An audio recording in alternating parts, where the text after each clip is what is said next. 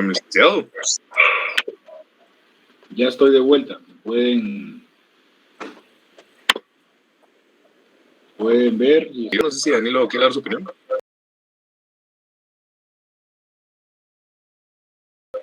Bueno, los escucho antes de empezar. El tiempo es ahorita para compartir. Buenos días, licenciado. Buenos días. Dos preguntas, Lic. A mí me quedó duda con el artículo de las pruebas. ¿Qué artículo en particular? Si no estoy mal, creo que es el 177. 177. Los modos de probatorios, ¿qué son?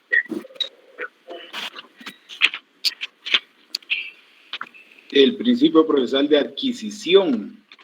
No, ¿Cuál es la duda respecto a este principio? No, tal vez es un ejemplo. Las pruebas que ingresan al proceso, en este caso está hablando de la prueba documental o documentos, son prueba para el proceso, no para la parte que las aportó. Es decir, si la aportó la parte actora o demandante, le puede servir tanto a ella como a la parte demandada. No significa que solo como la aportó la parte actora, solo a su favor va a ser el documento. Si ese documento prueba que a quien le asiste el derecho es a la parte contraria, el juez lo va a citar en sentencia y le va a aprobar en contra. A eso se refiere el principio de adquisición procesal. Y en el último párrafo del artículo 177 hay un claro ejemplo. ¿Por qué? Nos establece que el documento que una parte presenta como prueba siempre probará en su contra. Así como prueba a su favor, también puede probar en su contra. Okay. Esa es la totalidad. Ahora le escucho a Danilo, específicamente en qué apartado tenía dudas. Pues era en eso, y es que era de que quien me comentó de que qué tan legal puede ser de que un juez venga y desestime una declaración jurada.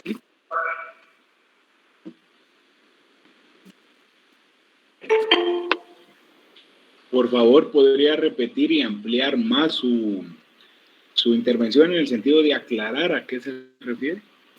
Lo que pasa es de que no es un juez de paz, sino que es un juez de primera instancia. Él pues recibió la declaración jurada y pues a él no le gustaron la declaración jurada completa, pero agarró una parte, dijo que esa declaración jurada, solo esa parte era buena y la demás la desestimó. Bueno, fíjese que creo que tiene problemas con el audio, por lo menos yo no lo escuché muy bien, no sé el resto de los compañeros, pero el ejemplo en concreto que usted me dice no guarda mucha relación con en sí el principio de adquisición procesal, pero lo que usted me está diciendo es una facultad que tienen los jueces para valorar los medios de prueba y también decidir a cuáles no le van a dar valor probatorio. En cuanto a la declaración jurada, hay que ver si consta en un acta notarial, en un acta levantada ante cualquier otro funcionario público, si cumple con los requisitos y formalidades de ley, y habría que analizarlo en el caso concreto. Entonces, yo no me puedo ahorita en este momento arriesgar a decir fue correcta o incorrecta la decisión del juez porque no tengo mayores antecedentes o mayor fundamento, no tengo a la vista dicho proceso ni dicho acta como para poder manifestarme. Lo que sí les digo, y eso es lo que vamos a analizar dentro del curso, que existen medios de valoración de la prueba. En materia civil se utiliza el sistema de valoración de prueba legal o tasada, que la ley le asigna el valor que tiene cada medio de prueba, en el caso de los documentos públicos.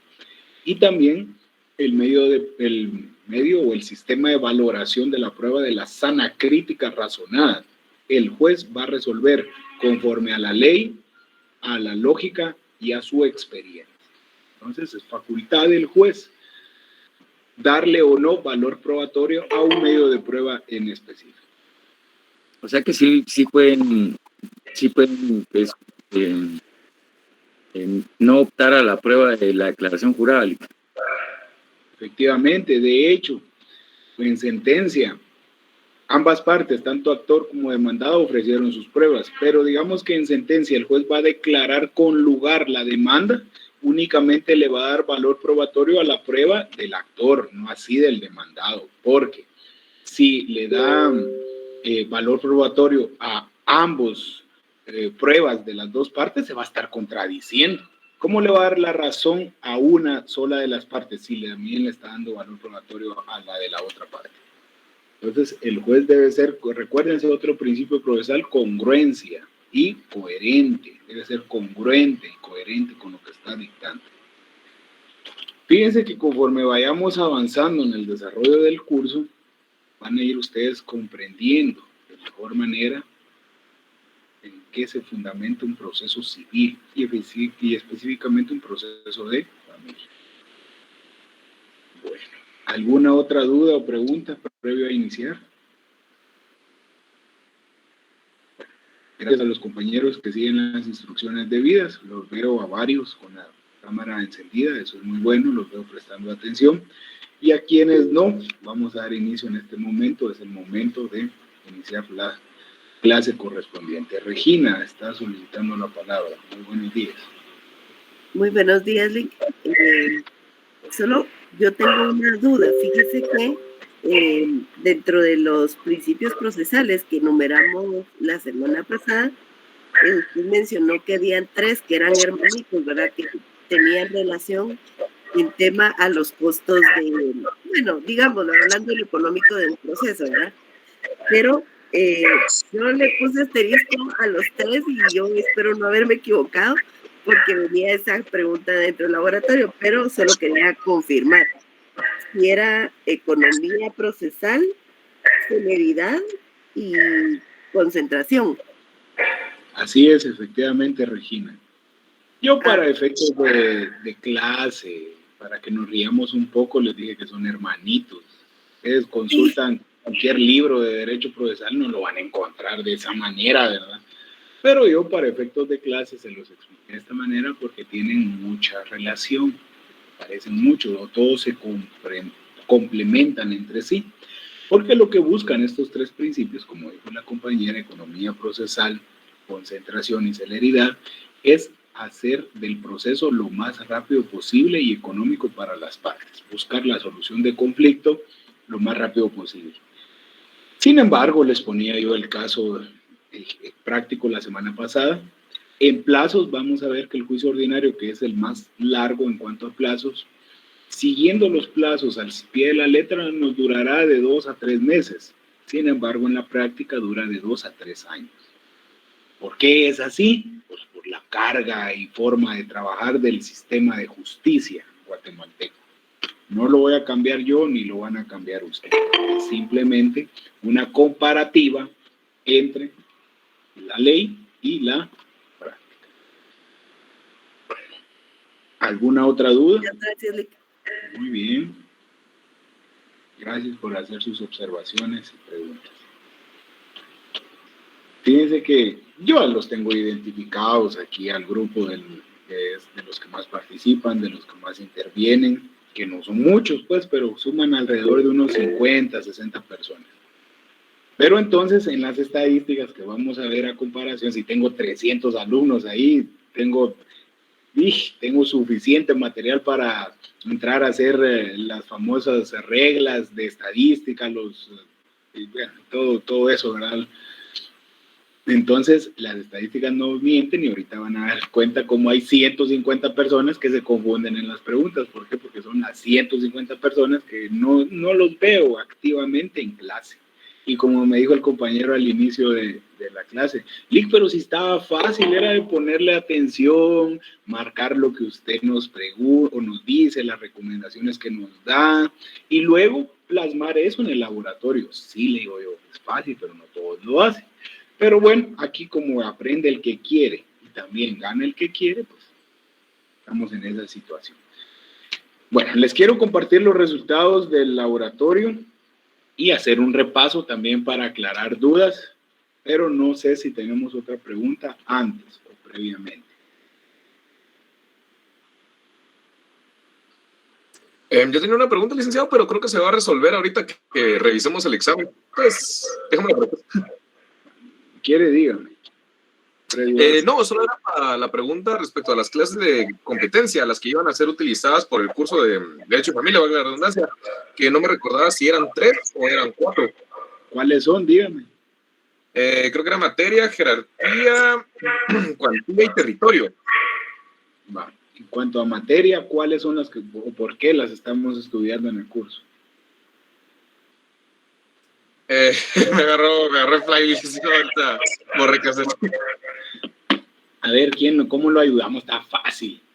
Para efectos de materia procesal, la materia de los juicios se divide en 2. ¿Cuáles son? Está fácil. No hagan que me enoje tan temprano.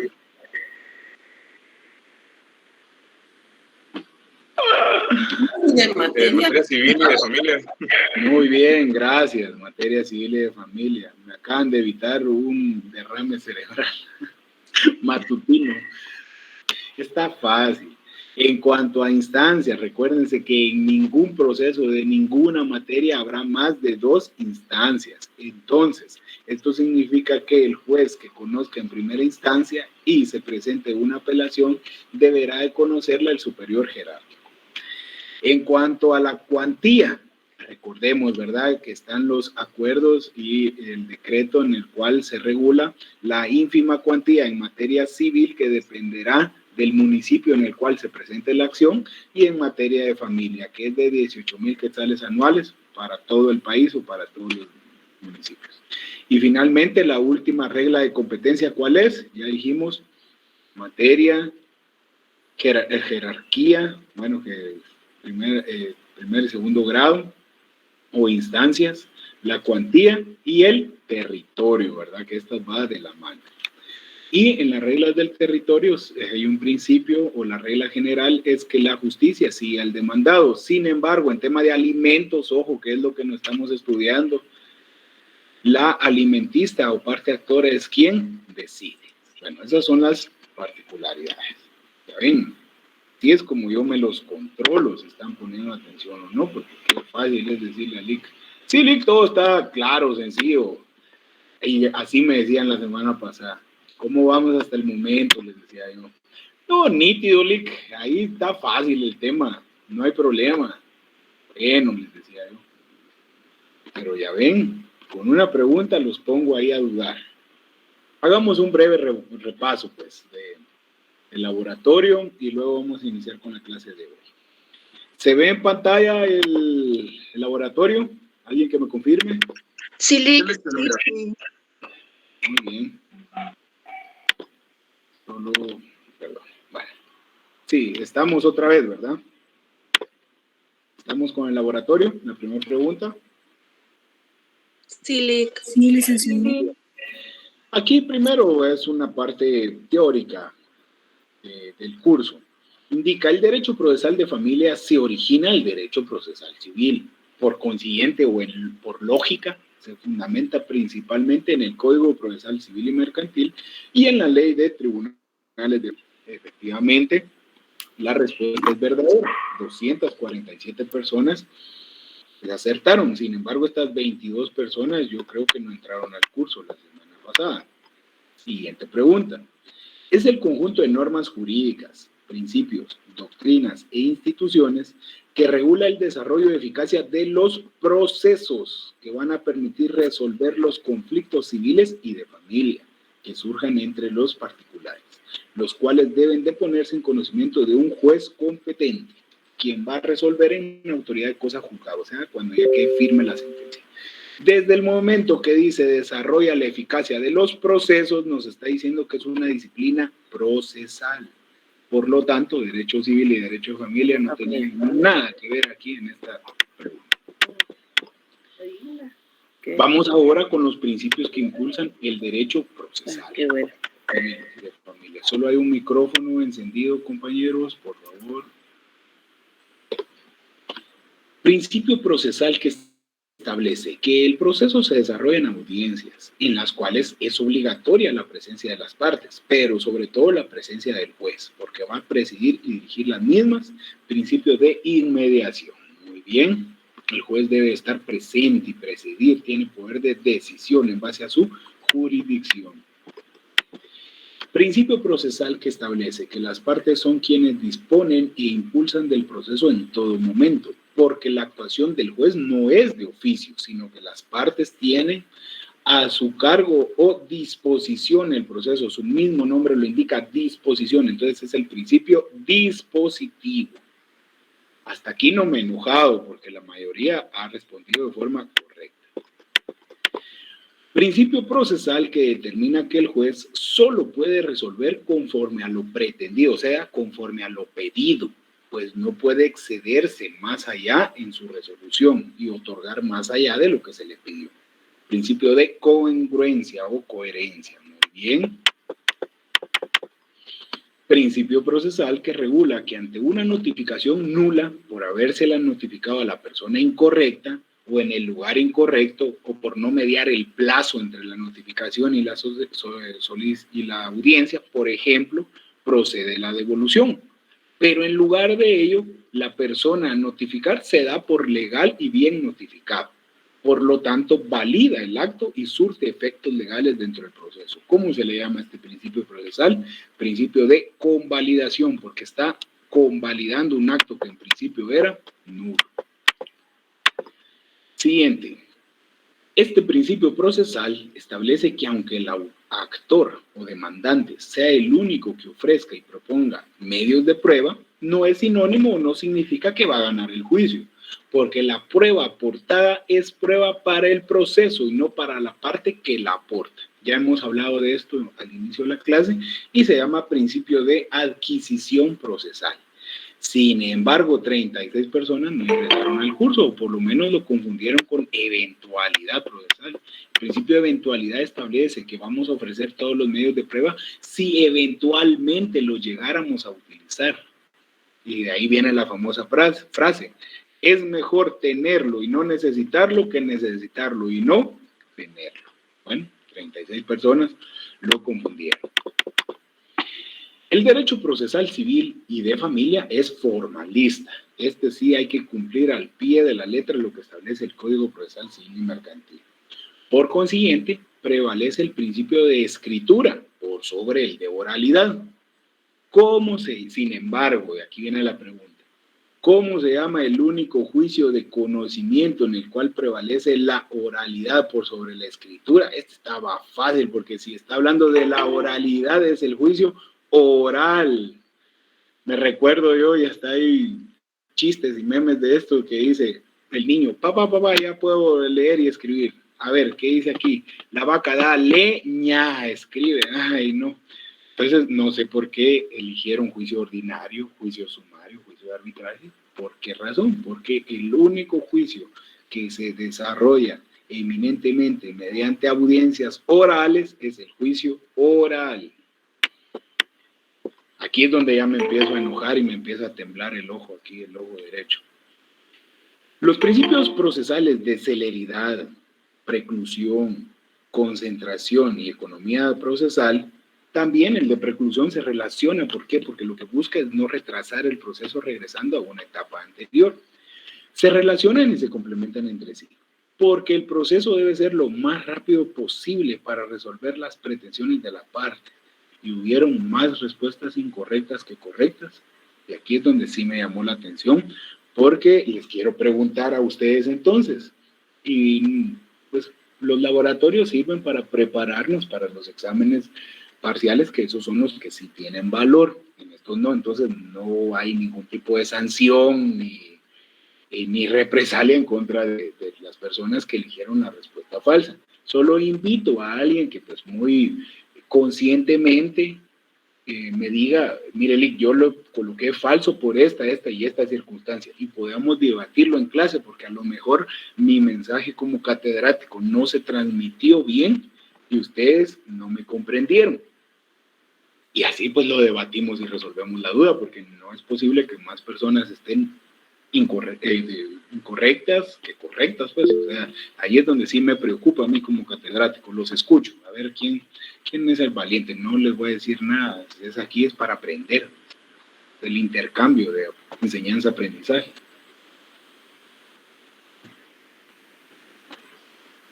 Buenos días, Lick. Yo creo que yo la puse falsa porque creo que como leí preclusión yo tenía apuntado que solo eran 3, entonces creo que ese fue mi error. Creí que usted había puesto ese para como que cambiarla, entonces que la pusiéramos verdadera, entonces que ese veo que fue mi error en esta pregunta. O sea, como que pensó usted que era una pregunta capciosa. Ajá. Yo lo había apuntado ya solo esos 3, pues dije preclusión no está, entonces creo que nos quiere jugar la vuelta, dijo usted. Ajá. Cuando tengan dudas de ese tipo, analicen la definición o la explicación de cada principio. Ya explicamos celeridad, concentración y economía procesal, como dijo usted. Entonces, el único que faltaba era el de preclusión. Era de analizar, entonces, ¿verdad? ¿Qué nos indica el principio de preclusión? Que una vez agotada una etapa procesal, bajo ningún motivo vamos a regresar a ella, porque si no, eso significaría retrasar más el proceso o alargarlo más innecesariamente. En ese orden de ideas sí guardaba mucha relación con los 3 anteriores. Pero muy bien, le agradezco por la observación. Vamos a tratar de profundizar más a la próxima. Javier Alfonso Fuentes también tiene la palabra. Buenos días, Lick. En mi caso también por lo mismo fue que puse que era falso, porque como no había mencionado preclusión, pensé que también nos estaba haciendo una trampa por ahí en esa pregunta. Bueno. Entonces, pero dije, es falso. Muy bien. Bueno, ya explicamos la situación. Solo alguien más que lo haya colocado falso por otra razón, que no sea la ya comentada por los 2 compañeros antes.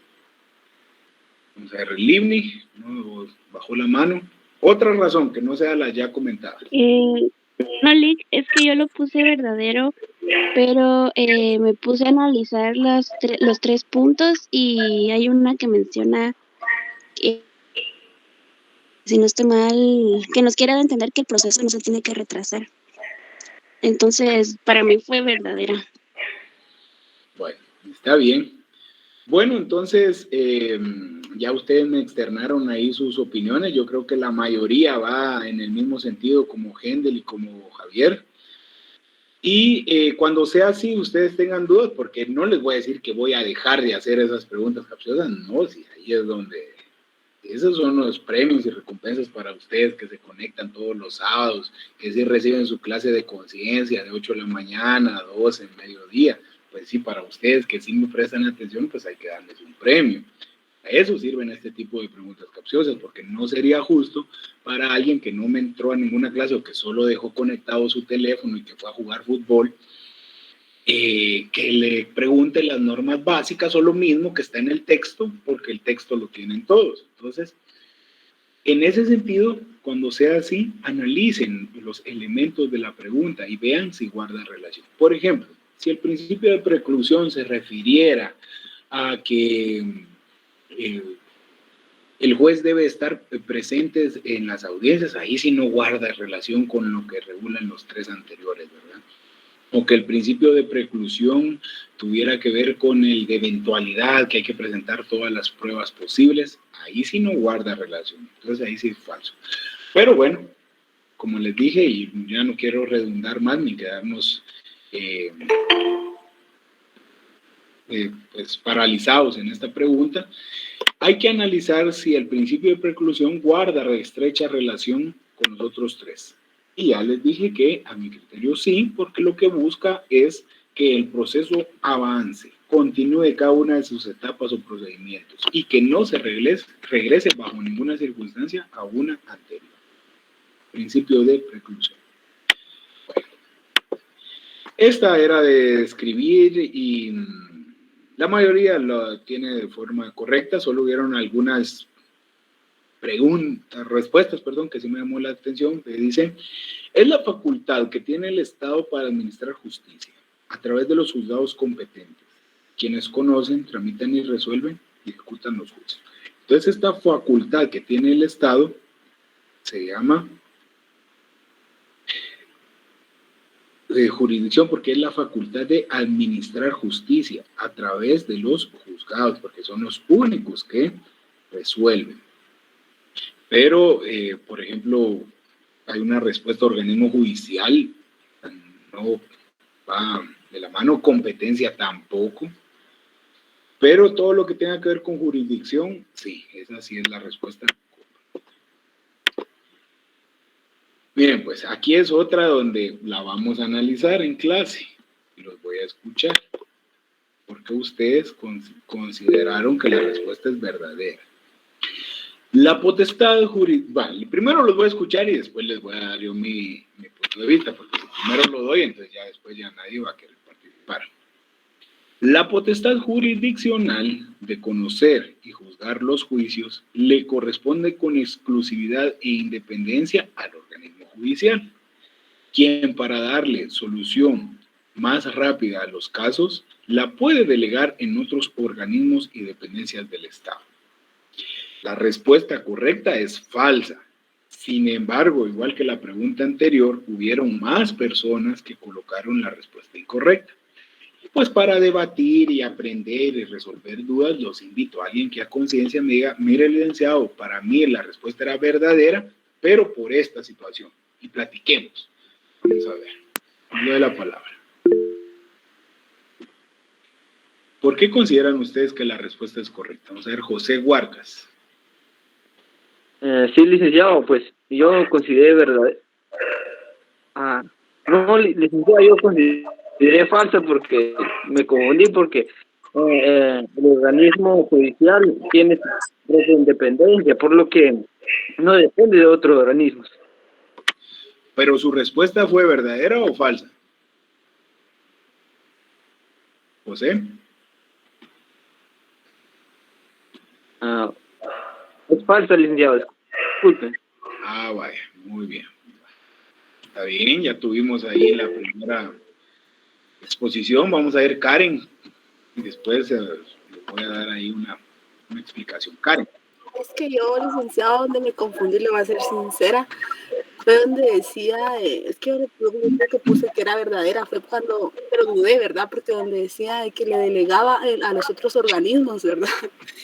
Entonces ahí fue donde dudé, pero yo sí la puse verdadera, ¿verdad? Entonces me equivoqué. Bueno, y finalmente, Jonathan, vamos a ver qué tiene a bien compartir con nosotros, Jonathan. Bueno, yo justamente pues coloqué falso, ¿verdad? Pero creo que quizá el error de la mayoría de los compañeros, me imagino yo, fue no leer la pregunta completa, porque creo que la respuesta era verdadera hasta la coma, donde dice exclusiva del organismo judicial. Hasta ahí creo que era verdadero, pero de la coma para allá es donde ya crea la falsedad, porque pues no puede delegar a otros organismos o dependencias. Muy bien, gracias, Jonathan. Y bueno, ya le voy a tener que ir cambiando yo mis exámenes porque ya me descubrieron. Ya saben ahí cuál es mi secreto. Efectivamente, si el enunciado dijera la potestad jurisdiccional de conocer y juzgar los juicios le corresponden con exclusividad e independencia al organismo judicial, punto, sería verdadero. Pero luego nos dice, quien para darle una solución más rápida delega los casos en los demás organismos e independencias del Estado, como por ejemplo, yo organismo judicial tengo demasiados procesos pendientes, le voy a dar unos al Ministerio de Gobernación para que me resuelva unos 100 y le voy a dar otros 100 a la Conred y otros 100 al Insibume. Eso no es posible, ¿verdad? Entonces ahí es donde la respuesta es falsa. ¿Por qué razón? Porque los únicos que tienen la potestad jurisdiccional de juzgar, ¿quiénes son? Los jueces, ni los diputados, ni el presidente de la República, ni los alcaldes municipales, etcétera, etcétera. Entonces, ojo, ¿verdad? Jonathan ya ahí les está dando la recomendación, no fui yo, fue él.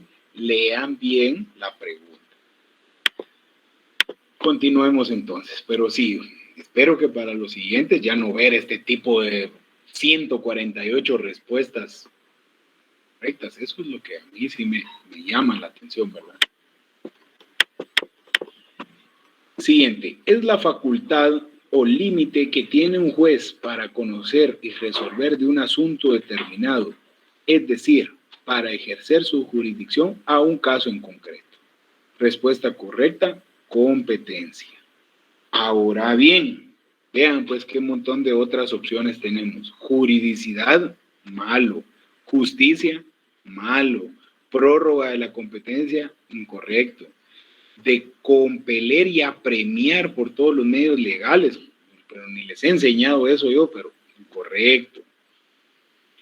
Entonces, he ahí otra de las razones por las cuales mis exámenes son cerrados, porque si les dejo la respuesta abierta, me podrían escribir cada cosa que ustedes quisieran. Entonces, mejor ahí les limito las opciones. Recuerden, competencia es lo único que le pone fin a la jurisdicción. Y yo no les voy a preguntar, ¿cuál es el elemento o la característica que le pone un límite a la jurisdicción? Y la respuesta va a ser jurisdicción, que es como si estuviera preguntando 2 veces lo mismo, ¿verdad? Bueno, de ahí otra recomendación. Aquí viene la pregunta que nos hacía el compañero Rodrigo, que se quedó a medias en su respuesta. Las clases de competencia son varias, efectivamente, pero para efectos del curso de Derecho de Familia, las más importantes son, primero, por materia. Claro que sí, porque debemos de establecer si se refiere a materia civil o materia de familia. Por jerarquía, efectivamente, debemos de establecer primero quién va a ser el juez competente, si va a ser el de paz o el de primera instancia, y además de ello no podrá haber más de 2 instancias en cualquier proceso. Tercero, por territorio, claro que sí. ¿Por qué razón? Porque se debe de establecer con certeza quién va a ser el juez competente de acuerdo al domicilio de la parte demandada o parte demandante, según sea el caso. Y finalmente por cuantía, lo que ya establecíamos, ¿verdad? Los juicios de menor cuantía o de ínfima cuantía, perdón, tanto en materia civil como en materia de familia, ya tenemos las cantidades necesarias. Y habían otro tipo de clases de competencia que no entramos en detalle o no las estudiamos porque no forman parte del curso de Derecho de Familia, como son la de turno, la de daños y perjuicios, jurisdicción voluntaria y otra capciosa ahí, ninguna de las anteriores. Entonces, si se dan cuenta, esta era una pregunta con respuestas múltiples o varias respuestas. No solo tenían una respuesta como válida, sino que tenían 4. Es importante marcarlas todas. Siguiente pregunta. Según las reglas de competencia, ¿cuál es el valor de la ínfima cuantía que pueden conocer los jueces de paz en procesos de familia de conformidad con el decreto 24-2022 que entró en vigencia este año, que es de 18,000 quetzales al año? Sin embargo, 38 personas me dijeron 6,000 quetzales. Yo creo que ellos todavía están pendientes o todavía consideran que está vigente el acuerdo gubernativo 6-97. Y claro que ya no, ¿verdad? Y eso era necesario que se actualizara por parte de la Corte Suprema de Justicia. Que ¿cómo es posible que en pleno año 2022 hubiera seguido vigente un acuerdo del año 1997, el cual ya no se ajusta a la realidad de la economía ni de la situación nacional? Respuesta correcta, entonces, 18,000 quetzales anuales en materia de familia para los jueces de paz. Según las reglas de competencia, ¿cuál es el valor de la menor cuantía que pueden conocer en materia civil los jueces de paz en el municipio de Guatemala de conformidad con el acuerdo 37-2006? Esta pregunta estaba sencilla porque de una vez nos decía en qué municipio y en qué acuerdo fundamentarnos. Entonces la respuesta correcta era 50,000 quetzales para los juicios de menor cuantía en el municipio de Guatemala. Por el contrario, si hubiera sido una cabecera departamental o algunos de los municipios que se enumeran en ese acuerdo, ahí sí sería 25,000 quetzales, pero 30 personas la tuvieron incorrecta. Si hubiera sido en el resto de municipios del país, ahí sí hubiera sido 15,000 quetzales y 33 personas lo hubieran tenido correcta. 21 personas opinaron que 6,000 quetzales, no sé, tal vez lo confundieron con la respuesta, con la pregunta anterior, y 11 personas, yo no sé de dónde se sacaron 5,000 quetzales, que ni siquiera se mencionó esa cantidad la semana pasada, pero lo que me llama la atención es que si sumamos 30 más 33 ya son 63, más 21 son 84, más 11 son 95 personas que andaban adivinando. Por suerte este laboratorio pues no representa el segundo examen parcial, sino imagínense. Ya casi para finalizar, de conformidad con el artículo 8 del Código Procesal Civil y Mercantil, para establecer el valor o la cuantía de un juicio por el pago de pensiones alimenticias, se calculará por el importe mensual de las mismas. Aquí era sencillo, porque lo que teníamos que hacer era abrir nuestro Código Procesal Civil y Mercantil, buscar el artículo 8, leerlo y posicionarnos en el numeral 3, y dice: si el juicio versare sobre rentas, pensiones, y hasta les dije yo, subrayen ahí la palabra pensión, o prestaciones periódicas, servirá de base su importe anual. ¿Y anual es lo mismo que mensual? No, entonces la respuesta correcta era falsa. Pero hubieron 52 personas que piensan diferente. Entonces, ojo, hay que prestarle mucha atención y leer bien los enunciados. Y finalmente, la última pregunta. Aquí es donde también la vamos a analizar en clase, porque dice: de conformidad con los artículos 10 y 12 del Código Procesal Civil y Mercantil, en un proceso de fijación de pensión alimenticia de valor indeterminado, ojo, valor indeterminado, artículo 10, será juez competente el de primera instancia. Hasta ahí, como dijo Jonathan, vamos bien. Del domicilio en donde viva el demandado o donde tenga su domicilio la demandante. Hasta ahí vamos bien, ¿verdad? Artículo 12, segundo párrafo. Aquí es donde viene lo capcioso, lo que llama la atención. A elección del demandado, nos dice la pregunta. Hay que leer el segundo párrafo del artículo 12 y que nos establece: en los procesos que versen sobre prestación de alimentos o pago de pensiones por este concepto, será juez competente el del lugar donde resida el demandado o donde tenga su domicilio la parte demandante. Hasta ahí estamos bien. A elección de esta última. ¿Quién es la última? La parte demandante. Entonces, no sé por qué 155 personas aún siguen pensando que el enunciado está bien escrito. Es de leer bien el enunciado, me llama poderosamente la atención. Quiero creer entonces que fue por no haber leído de forma correcta y completa el artículo 12, pero aquí llamo a la reflexión y pues para opinar, ¿verdad? Porque de eso se tratan las clases. Si hubiere una persona que lo haya contestado como verdadero, pero por otras razones, dígamelo, platíquemelo. Y así pues lo debatimos. Puede ser también que yo me haya expresado, lo haya explicado de forma incorrecta y pues aparte de reconocer el error, les debo a ustedes explicar de forma correcta, que sea entendible. Los escucho.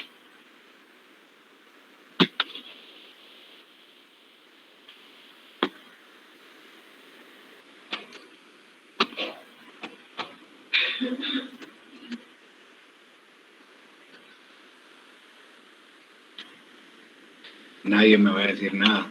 Ahí es donde me enojan. Una buena mañana ustedes.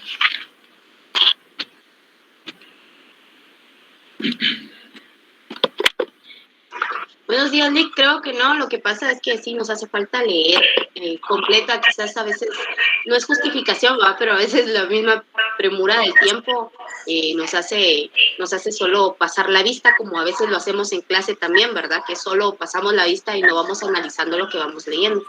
En el caso de esa pregunta, pienso yo. Muy bien.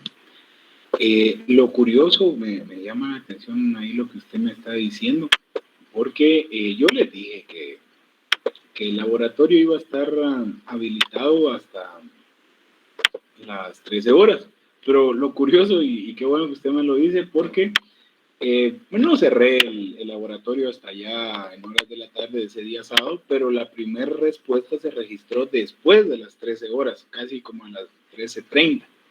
Y la última por ahí como a las 5 de la tarde. Entonces me llama la atención eso, que tuvieron el tiempo suficiente, como dice la compañera. Y ojo, no siempre va a ser así, ¿verdad? Y sobre todo en el tema de examen. Si yo les digo que el horario del examen es de 8 a 13 horas, es porque solo en ese horario lo vamos a tener habilitado. Hay que aprender a seguir instrucciones. Yo sé que hay mucha flexibilidad ahora con las clases virtuales, pero hay que ser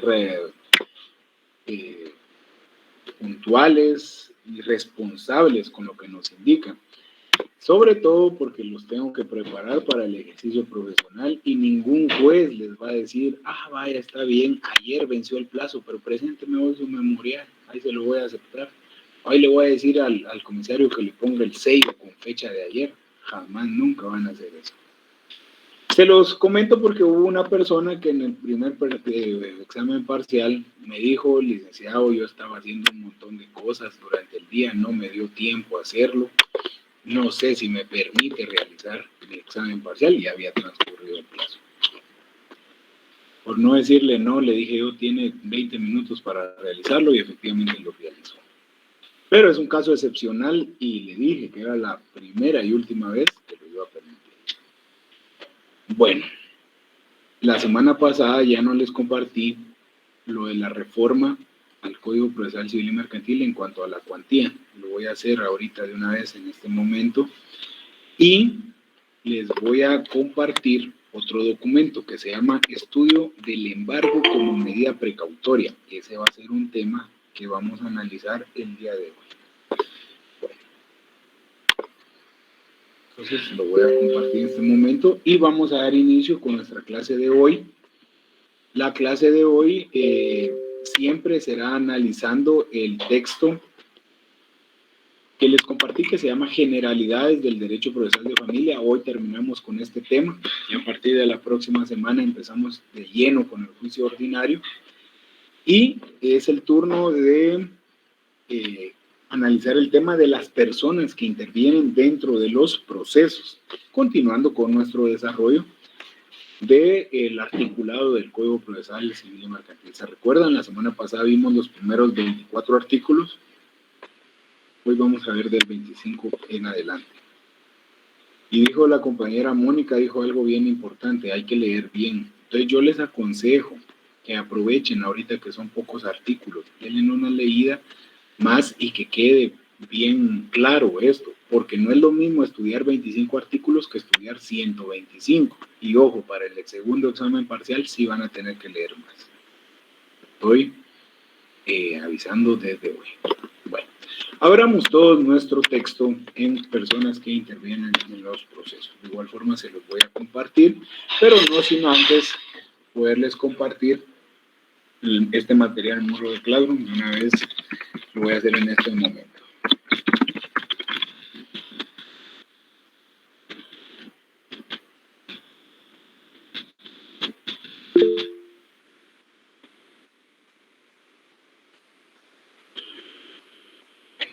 Ya está publicado.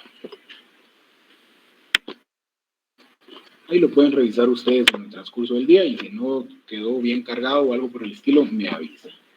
Y con gusto miramos cómo lo solucionamos. Bueno, vamos pues. Ahora sí, vamos a empezar con la clase. La primera hora fue solo de repaso, un refresh, como se dice, ¿verdad? Me confirman que se ve en pantalla nuestro texto Generalidades del Derecho Procesal de Familia. Sí, sí se ve. Gracias. Bueno, vamos a empezar con este tema, personas que intervienen dentro de los procesos. Y vamos a empezar por las personas que elaboran en el juzgado y en su jerarquía o grado de importancia, es decir, primero por el juez. Muchas definiciones sobre un juez, sobre las aptitudes, calidades, requisitos para ser un juez, pero de las que más me gustan es que gozan y poseen de derecho de antejuicio, ¿verdad? No todas las personas lo poseen, nosotros somos simples mortales, en cambio un juez, incluso el de paz, goza de derecho de antejuicio. Entonces es algo muy reconocido, sobre todo en una realidad como la nuestra, como la guatemalteca, en donde cualquier persona se puede ver involucrada en cualquier proceso penal mediático. Pero bueno, no ese es el objeto del curso. A veces me invitan a dar conferencias sobre criminología y su efecto en el proceso penal, entonces ahí sí hablamos más detenidamente del tema. Pero hoy, en cuanto a la persona del juez, nos vamos a referir como aquella persona que el Estado le ha revestido de autoridad, delegándole la facultad de administrar justicia y resolver conflictos. En otras palabras, el Estado le delegó jurisdicción para poder administrar justicia. En el artículo 25 y 26 del Código Procesal Civil y Mercantil tenemos ahí algunos atributos del juez. En el artículo 25, el micrófono encendido, por favor, compañeros. La verdad que sí me distrae mucho ese sonido.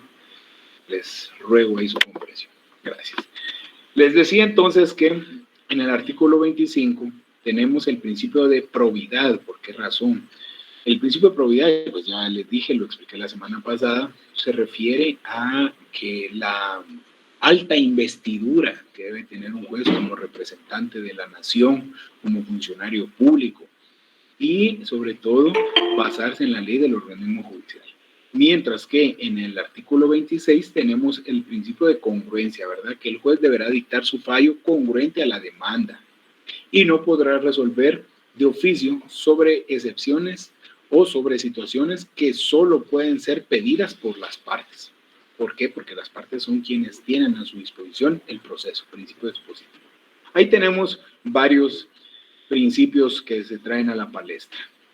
Bueno, pero háganme favor de anotarles en el artículo 25, ver artículo 95 y 104 de la ley del organismo judicial, porque en estos artículos tenemos las facultades del juez o de los jueces, ¿verdad? Los pueden analizar ustedes a detenimiento después, pero solo hagan la anotación, eso es lo importante. Después del juez, la máxima autoridad en un juzgado va a ser el secretario. De hecho, el juez es la máxima autoridad en materia judicial, pero en materia administrativa y de control del personal, el secretario es la máxima autoridad. Además de eso, es la persona que asiste al juez con su firma. Entonces aquí, anotemos por favor en el artículo 28, que el secretario tiene fe pública judicial. Sobre todo esto lo van a ver en notariado y en el examen privado. Hay una pregunta que les gusta hacer a los catedráticos, a mi criterio, pues capciosa también, porque le dicen al estudiante, dígame las clases de fe pública que existen. Yo no sé qué así, mire, pero si a mí me enseñaron que la fe pública la tiene el notario. Sí, correcto, esa es la fe pública notarial, pero existen otras clases de fe pública. Que ojo, fe pública no solo la tiene el notario, fe pública es aquel presunción de veracidad que otorga la administración pública en algunos funcionarios, no en todos. Entonces, en materia judicial, el secretario es quien tiene la fe pública. ¿Por qué razón? Porque toda resolución que esté firmada solo por el juez no se tiene por válida, no ha surtido efectos. La tiene que firmar el secretario también para autenticar o validar que la firma anterior efectivamente sea la del juez. Esa es la fe pública judicial. Otra clase de fe pública, sí, la registral, la que poseen los operadores y sobre todo el registrador general de la propiedad para convalidar que los actos y las constancias que está emitiendo o las operaciones que realizó el registro de la propiedad son ciertas. Otra clase de fe pública, la fe pública legislativa, que tienen los legisladores y diputados del Congreso de la República al momento de ratificar y aprobar decretos o leyes. Entonces vemos pues cómo no está tan alejada ni tan capciosa esa pregunta que le realizan en los examinadores en el examen privado, no, que tiene mucha lógica. Lo que ellos quieren al hacer esta pregunta es saber si usted domina el concepto de fe pública y si se dio a la tarea de ir más allá, de quedarse con la fe pública del notario. Bueno, ya me extendí. Disculpe, ¿le dijo que tenía fe pública notarial? El secretario. No, el secretario tiene fe pública judicial. Okay. Judicial. Que ojo, hay muchos secretarios de juzgados que son abogados y notarios, ya están graduados. y sí tienen fe pública notarial, pero como no están ejerciendo la profesión porque se dedican o tienen una función pública dentro del organismo judicial, entonces ahí no están ejerciendo la fe pública notarial, sino la fe pública judicial. Bueno, entonces, retomando el tema, tienen fe pública judicial en todos los casos en que deban dictarse resoluciones o levantarse actas. Y aquí era lo que yo les decía, es el jefe administrativo del juzgado. Artículo 28. Y las atribuciones del secretario, están en el artículo 29. Ahí pueden poner ustedes también la fe pública o judicial. Y ojo, os llama también poderosamente la atención el último párrafo del artículo 28 que dice, en defecto o en ausencia del secretario, cuando esté de vacaciones, cuando esté suspendido, cuando esté cubriendo otro juzgado, podrán actuar en nombre de él 2 testigos de asistencia. ¿Les han llamado eso la atención? ¿Han tenido ustedes en su mano o han leído resoluciones en donde abajo de la firma del juez aparecen otras 2 firmas de personal del juzgado, pero dice testigos de asistencia? A esto se refiere, que en ese momento no está el secretario en el juzgado, pero que 2 testigos de asistencia, que siempre son trabajadores del juzgado, son los que revisten con fe pública judicial las resoluciones del juez. Solo les quería comentar eso, porque para que ustedes estén presentes que el hecho de que no es consigne o no esté consignada la firma del secretario, pero sí la de 2 testigos de asistencia, hace sus veces. Bueno, veo que habían varias interrogantes aquí en el chat. Me piden repetir la definición de fe pública. Bueno, les diría que fe pública en general es la presunción de veracidad que tienen todos los documentos que han sido signados por un funcionario público que goce o que ostente de la fe pública. Bueno, de manera, no es ese el objeto del curso, pero si me lo están pidiendo, pues también por qué negarme a compartirlo. Bueno, después del juez y después del secretario tenemos el resto de personal que labora en un juzgado. No sé si acá hay personas o compañeros que estén trabajando en un juzgado o que estén realizando sus pasantías dentro de un juzgado o que hayan tenido la experiencia de ir a un juzgado, pero les comento que el resto del juzgado o del personal de un juzgado se complementa con los oficiales, que a mi criterio ellos son los que sacan el chance duro, porque ellos son los que resuelven la mayoría de memoriales y los jueces ya solo lo firman, y a quien les corresponde llevar el control, orden de los expedientes. Los oficiales son los que verdaderamente, mis respetos. También tenemos los notificadores, que ellos tienen a su cargo los actos de comunicación del juzgado, es decir, una resolución puede estar firmada por el juez y por el secretario, pero si no se les hace saber a las partes, no surte ningún efecto jurídico hasta que se notifique. Entonces, esta es la labor de los notificadores. Y fíjense que con anterioridad, los notificadores, pues sí llevaban sol y agua en tiempo de invierno, que era a gusto, ¿verdad? Porque solo existía el medio de notificación que era en las oficinas de las dependencias públicas o de los abogados. Pero ahora, y cada vez ha sido progresivo, y si nada cambia, a partir de septiembre va a ser obligatorio que todos los abogados posean el casillero electrónico.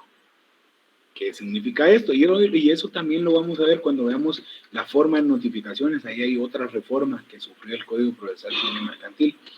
Significa que los notificadores, además de ir a las oficinas de los abogados a notificar y dejar las copias de las resoluciones, también tienen la facultad de escanearlas y subirlas mediante la plataforma del organismo judicial al casillero electrónico. Entonces, desde que la notificación ingresa al casillero electrónico del abogado, es como que ya hubiera ido a su oficina a dejarla.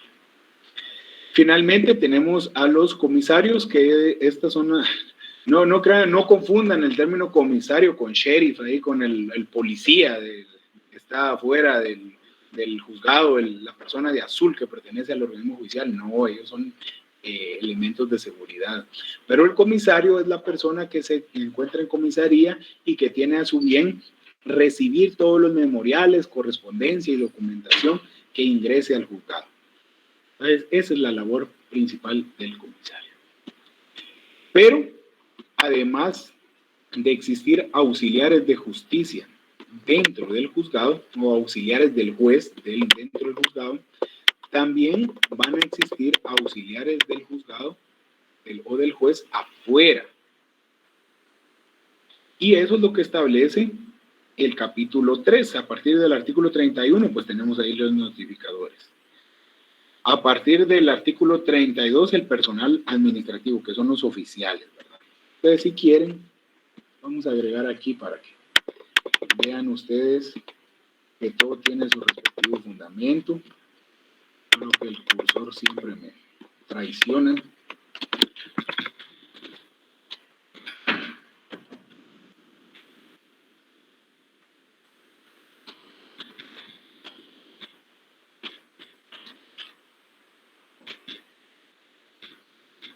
Y en la ley orgánica del organismo judicial, en la ley del servicio civil del organismo judicial, pues ahí se detalla el resto de personas.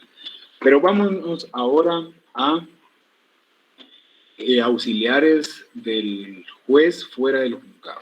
Primero de ellos son los notarios.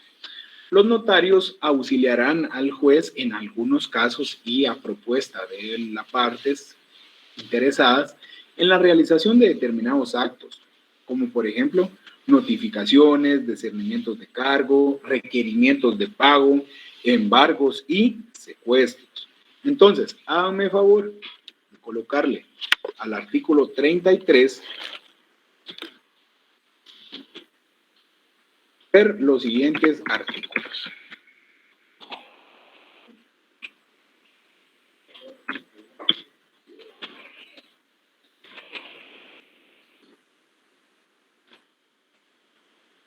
En estos artículos 78, 298 y 220 van a ver o van a encontrar ustedes ciertos actos que el notario puede realizar con la autorización de juez y a instancia de parte, que son los ya platicados. También tenemos otra figura que son los depositarios. Ellos sirven para la conservación y administración de los bienes embargados o secuestrados, artículo 34.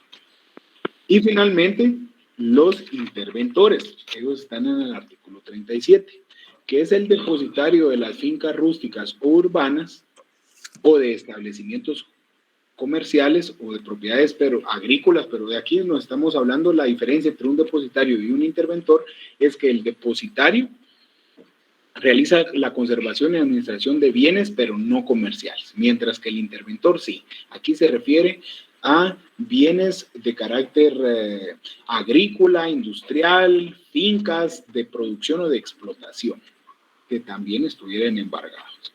Entonces, son por mencionar, y solo a manera de mención dentro de este tema, de las personas que intervienen dentro del proceso para auxiliar al juez. Y las partes, los protagonistas, ¿verdad? Aquí hablando un poco de Hollywood y de películas. Si el juez, a mi criterio, el juez es como el antagónico, es el villano, ¿verdad? Porque también tiene un papel importante dentro de las películas. Pero el que va a tener el papel fundamental se le llaman las partes. Ellos son los protagonistas de nuestra historia. ¿Por qué? Porque en primer lugar son las partes, o son las personas que instan el proceso, quienes tienen un derecho que buscan o que quieren que sea resuelto o que sea declarado. En otras palabras, las partes les vamos a llamar al actor y al demandado que van a litigar dentro del proceso. Ahora bien, veamos, pues ya nos vamos desde el artículo 37 al 44, nos vamos en orden. Miren cómo vamos desarrollando nuestro Código Procesal Civil y Mercantil. Miremos entonces quiénes son civilmente capaces para litigar, o quienes ya tienen la capacidad de ejercicio para entrar a un proceso. ¿Va a ir un menor de edad con su abogado y la demanda a presentarla? No, no puede hacerlo él mismo, necesita hacerlo a través de su representante legal. Veamos entonces esto. Primer lugar, los civilmente capaces. Cuando nos referimos a civilmente capaces, estamos hablando de aquellos que estén en el libre ejercicio de sus derechos. ¿Y quiénes ya están en el libre ejercicio de sus derechos? Ya lo vimos. A ver, los escucho. ¿Quiénes ya tienen aptitud para contratar? Los mayores de edad. Bien, los que ya tienen entonces la mayoría de edad. Ellos son los civilmente capaces. Artículo 8, por si se les había olvidado, ¿verdad? Se lo recuerdo. Los civilmente incapaces, que este está en el segundo párrafo. ¿Por qué? Porque son las personas que no tienen el libre ejercicio de sus derechos. Ellos van a poder litigar o intervenir en un proceso, pero a través de sus representantes legales, ¿verdad? Conforme a las normas que regulen su capacidad. Aquí les lanzo la siguiente pregunta. ¿Quién es el representante legal, entonces, de una persona mayor de edad declarada en estado de interdicción? Padres o tutor, padres que ejercen la patria potestad o tutores. Excelente, muy bien. Usted sí recibió mis clases de Derecho Sustantivo de Familia. Muy bien, vamos bien. Tercer lugar, que es el tercer párrafo. Las personas jurídicas pueden ellos litigar, pueden ser actores o demandados, claro que sí, pero a través de sus representantes legales, conforme a la ley y a sus estatutos. Les voy a hacer una pregunta, si me la contestan, pues ya me hicieron mi día, hasta el sol va a salir y va a alumbrar. ¿Quién es el representante legal hablando de personas jurídicas de una sociedad mercantil? Tal vez no han recibido el curso mercantil, pero... ¿El representante legal? Muy bien, pero el representante legal también tiene otra calidad. El presidente y representante legal. Buenos días, licenciado. Muy bien. Y vamos a ver, solo escuchamos a Roberto Antonio.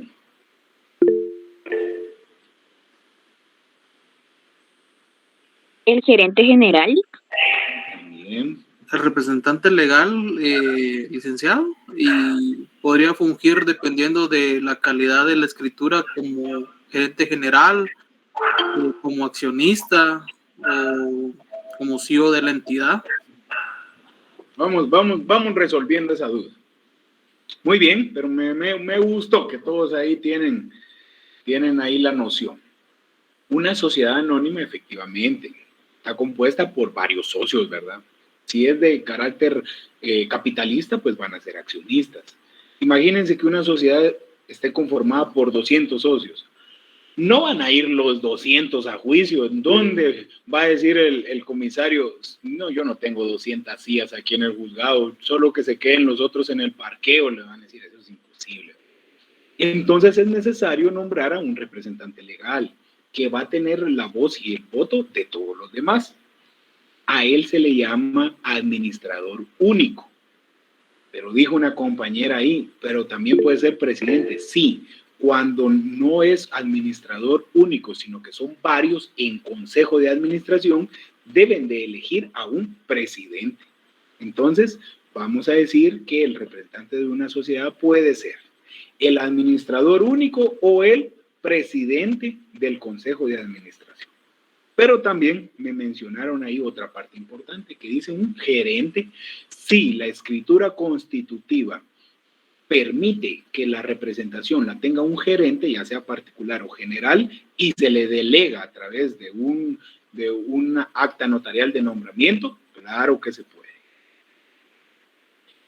Y también me dijeron, y otras personas facultadas o delegadas. Si la escritura constitutiva de la sociedad lo permite, sí se puede hacer.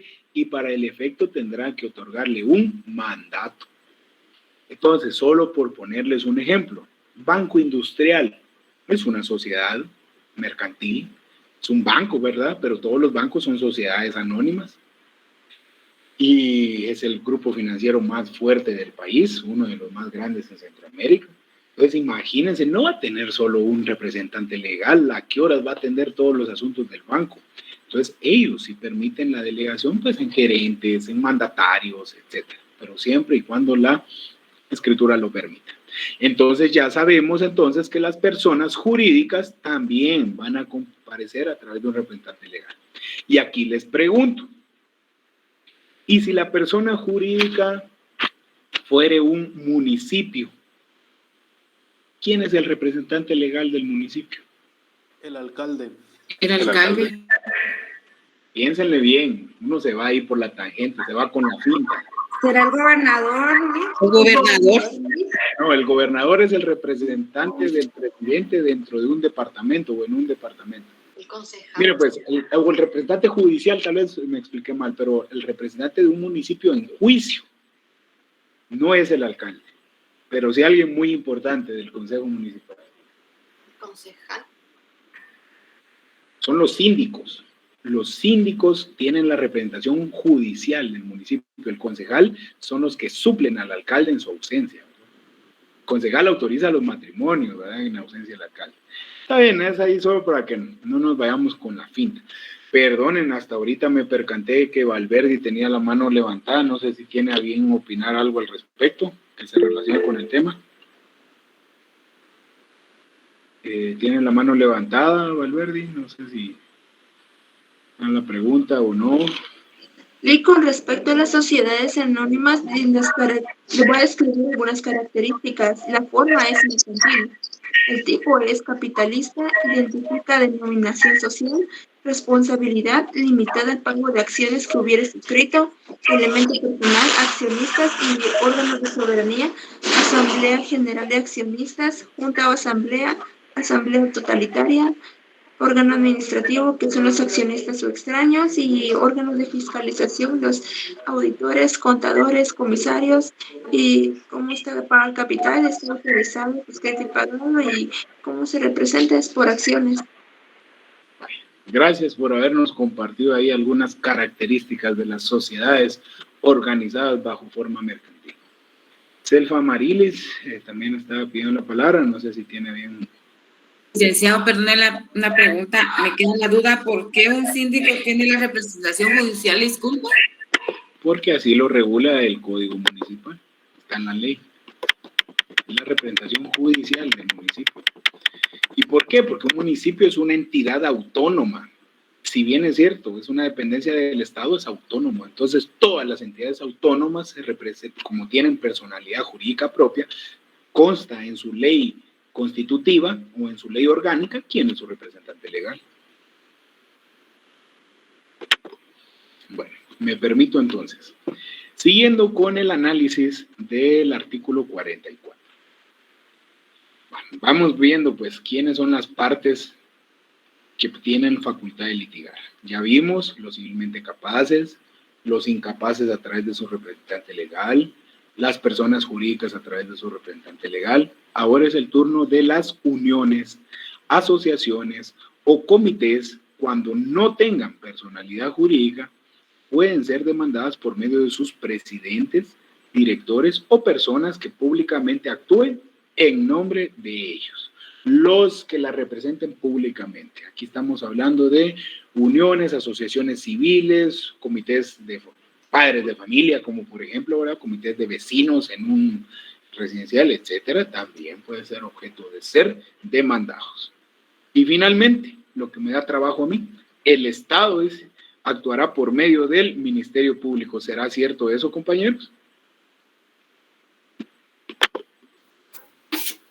No, porque es a través de la Procuraduría General de la Nación.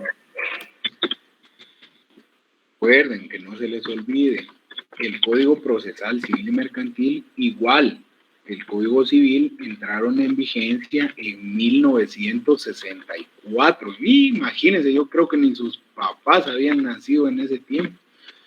Entonces, eso fue posteriormente reformado en el año 1995, cuando se dividieron las instituciones, Ministerio Público y Procuraduría General de la Nación. Entonces tenemos esta reforma, miren, este decreto bien pequeño, que es el decreto número 24-97, que establece que salvo En materia penal y procesal penal, cuando se lea Ministerio Público, pues efectivamente vamos a entender que nos referimos a Ministerio Público. Pero en todas las demás ramas del derecho y en todas las demás leyes donde diga Ministerio Público, deberá entenderse Procuraduría General de la Nación. ¿Y de dónde se saca que Procuraduría General de la Nación es el representante judicial del Estado?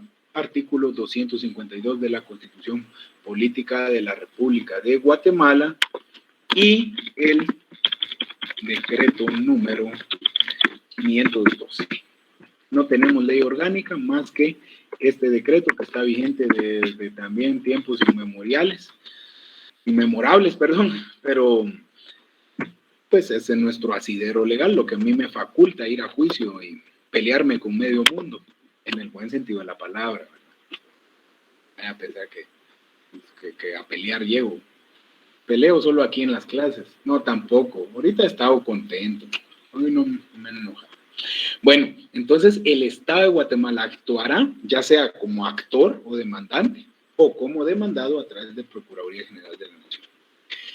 Y todos los organismos del Estado que carezcan de personalidad jurídica propia, es decir, que sean centralizados como los ministerios, las direcciones, pues también actuarán a través de Procuraduría General de la Nación. ¿Qué entidades sí tienen personalidad jurídica propia a pesar de que pertenecen al Estado? Nos vamos, si quieren, a la Constitución Política de la República de Guatemala. Tenemos la Escuela Nacional Central de Agricultura, el Instituto Guatemalteco de Seguridad Social, la Confederación Autónoma Deportiva de Guatemala, el Comité Olímpico Guatemalteco, la Universidad de San Carlos de Guatemala, Contraloría General de Cuentas, Ministerio Público, etcétera. Municipios, por mencionarles, entidades estatales que son autónomas. Entonces, cuando ustedes vayan a demandar o sean demandados por alguna de las entidades autónomas, tendrán que hacerlo a través de su representante legal. Bueno, y aquí viene mi parte favorita, y de ustedes también, porque si no, no estuvieran estudiando Derecho, pues, si no tuviéramos garantizado que vamos a tener trabajo en el futuro. Otra de las partes importantes que intervienen dentro del proceso son los abogados o la asistencia técnica. Ojo, no le vamos a decir el abogado defensor porque no es materia penal. La forma o el término correcto en materia civil y de familia es abogado director o la asistencia técnica. El profesional que ejerce la asistencia técnica o el profesional del derecho o el abogado director, de cualquier forma está bien dicho. El artículo 50 lo establece, que dice, las partes deberán comparecer al proceso auxiliados por un abogado colegiado. En la actualidad yo le agregaría abogado colegiado activo, ¿verdad? Y habilitado para el respecto, porque hay veces el Archivo General de Protocolos inhabilita a los notarios por no haber cumplido con sus obligaciones notariales. Sin embargo, no será necesario el auxilio del abogado en los asuntos de ínfima cuantía, que ya vimos cuál es esa ínfima cuantía, y cuando en la población, en donde tenga su asiento el tribunal, estén radicados menos de 4 abogados. Eso ya no existe, compañeros. Ahorita ya van como por el colegiado 38,000, entonces hay abogados suficientes para todo el mundo. Lo que sí es importante es que todos los escritos deben de llevar la firma y sello del abogado, así como los timbres forenses correspondientes. Este es un requisito, el nombre del abogado. Y vamos a hacer aquí la anotación. Un numeral. Cuando veamos la demanda, me van a comprender a qué me refiero. Bueno, abro espacio para preguntas en relación a nuestro tema, de las partes que intervienen dentro del proceso. ¿Tenemos alguna duda, comentario? Ojo, pues, de ahí, si no me hacen las preguntas, yo se las hago, pero no se examen. Bueno, la verdad es bastante entendible esta parte también, ¿verdad? No requiere mucha ciencia saber cómo están clasificadas las personas que intervienen dentro del proceso. Ojo, lo que sí quiero yo que a ustedes se les quede es cómo actúan las partes procesales de conformidad a lo que establece el artículo 44. Si hay pocos artículos de los que uno como abogado se tiene que aprender, pero uno de esos, el 44, por favor. Bueno, vamos a ver este otro tema y de ahí vamos a hacer un pequeño receso porque hoy sí tenemos contemplado varios temas a analizar y es el de la acción y la pretensión. Brian Mack nos está pidiendo la palabra. A ver qué tiene que decirnos Brian, lo escuchamos. Buenos días, licenciado. Fíjese que me surge esta duda respecto a los auxiliares del juez en el curso número 3. Ellos son conocedores también de las leyes, como por decir estudiantes de Derecho o graduados de abogados. Pero se refiere a los auxiliares dentro del juzgado o fuera del juzgado. Sí, dentro del juzgado. Vaya. Muy bien, Brian. Pues déjeme decirle que para pertenecer al organismo judicial, usted tuvo que haber realizado pasantías en un juzgado y haber aprobado cierta cantidad de cursos de ciencias, de la carrera de ciencias jurídicas y sociales, dependiendo a la plaza que quiera optar. Me cuentan que antes, mucho antes, en el año en la década de los 90, digamos, ahí, como era necesario reclutar personal para todos los juzgados que se estaban aperturando, y no había muchas universidades como ahora, ni muchas personas que estén estudiando ciencias jurídicas y sociales, me cuentan que bastaba con ser profesional de nivel medio. Contrataban maestros, secretarias, peritos contadores, bachilleres, etc. Pero desde que ya existe el Consejo de la Carrera Judicial, la ley del Servicio Civil del Organismo Judicial, son normas y requisitos que sean conocedores, estudiantes de Derecho. Por ejemplo, para ser secretario mínimo tiene que tener pensum cerrado. Para ser oficial, yo creo que hasta quinto semestre, para ser oficial o notificador. Para ser comisario mínimo, primer año aprobado. Es lo poco que sé, ¿verdad, Brian? Y que le puedo responder respecto al tema. Y aparte de eso, las pasantías o prácticas que realizan, pues les sirven para ir adquiriendo, valga la redundancia, esa práctica dentro del organismo o el órgano jurisdiccional. Bueno, veamos estos dos temas. Acción y pretensión. ¿Es lo mismo? No. ¿Es importante la acción y pretensión? Sí. ¿Por qué? Porque si las partes procesales no tienen una finalidad como tal, ¿para qué van a plantear un juicio entonces? Entonces, no confundir acción con la facultad de poner en movimiento un órgano jurisdiccional con la pretensión, que la pretensión es la petición que queremos que el juzgado nos resuelva. Entremos pues a ver a detalle estos dos temas. Primero, ¿cómo definimos la acción procesal? Es la facultad o derecho subjetivo que tiene una persona para poner en movimiento un órgano jurisdiccional, solicitando justicia, haciéndole saber al juez nuestras pretensiones a través de un escrito o demanda. Eso es acción. Iniciar un juicio ordinario es la acción de promover juicio ordinario a través de la presente demanda. Es acción, pues valga la redundancia, acción, que la palabra acción denota movimiento, actividad, nada estático, por el contrario, significa que algo es cambiante. Entonces, accionar es poner en movimiento, es hacer funcionar o trabajar al juzgado a través de nuestra petición. Clases de acciones. Existen acciones declarativas porque buscan declarar un derecho que hasta antes no existe o inexistente, como por ejemplo, la declaratoria de unión de hecho judicial está declarando un derecho que anteriormente a que se pusiera en conocimiento del juez no existía. Solo existía en la vida social de las personas y en la vida familiar, más no en el mundo jurídico. Entonces, a través de un juicio ordinario de unión de hecho, post-mortem puede ser, ¿verdad? O judicial, se recuerdan que cuando una de las dos partes no está de acuerdo, le pide al juez que declare ese derecho.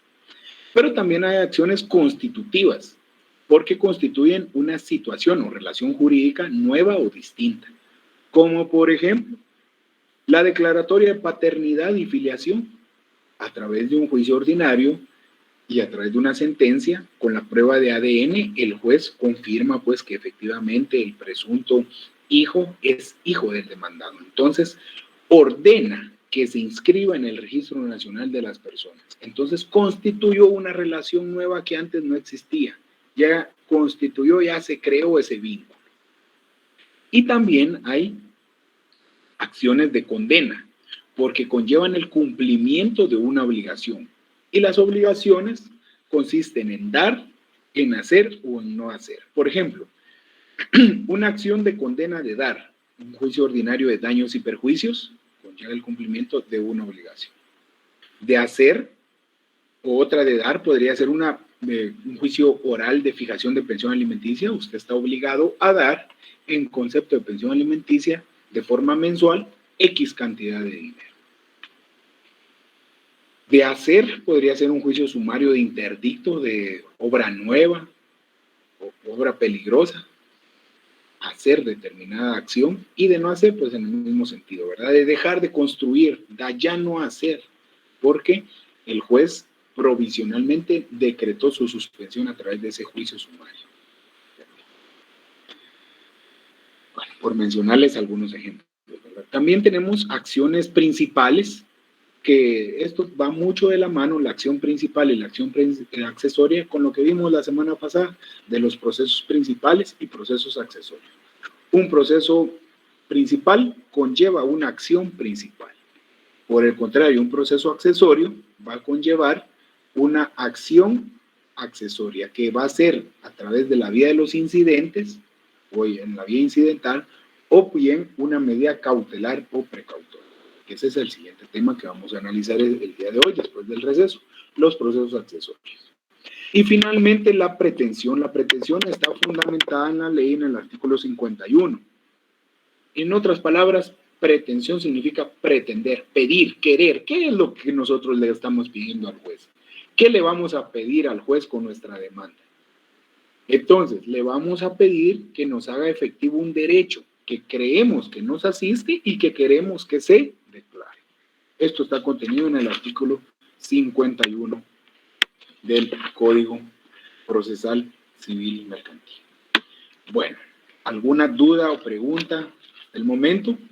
Este es el momento necesario o el momento oportuno para hacerlo. De ahí vamos a hacer una pequeña pausa y regresamos con los procesos accesorios, que es el de las medidas precautorias y el de los incidentes. Dentro de las medidas precautorias es el que les acabo de compartir el texto, y luego vamos a ver diligencias independientes y formas de terminar el proceso, y ahí concluiríamos el día de hoy. Bueno, ¿alguna duda, compañeros? ¿Comentarios hasta el momento?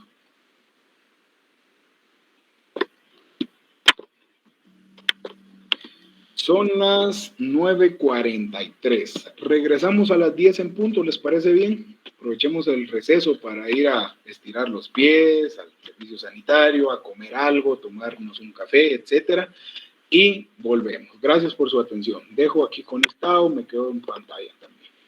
Gracias.